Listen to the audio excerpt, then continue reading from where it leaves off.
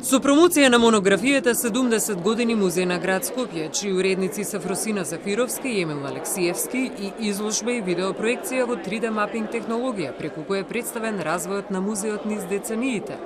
Музеот на град Скопје го слави јубилеот 70 години постоење. Мирисот и вкусот на овај тип на културни институции длабоко го познавам и го чувствувам. Сентиментално сум врзана.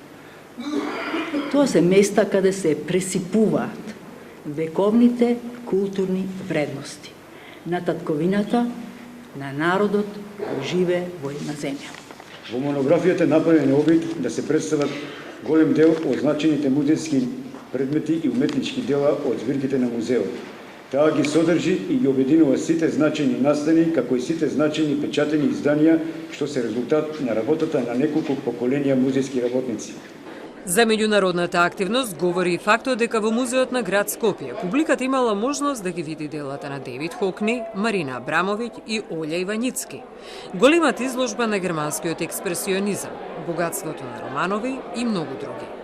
Во предстојниот период, град Скопје ќе започне со целосна реконструкција на музеот. Јубилеот е најдобар миг за ваков потфат, додаде градоначалникот Шилегов.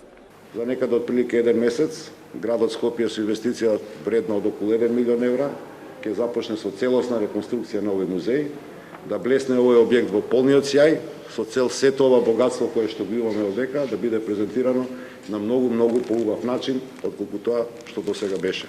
Музеот на град Скопје во изминативе 16 години е носител на македонскиот павилјон на престижното Венециско биенале.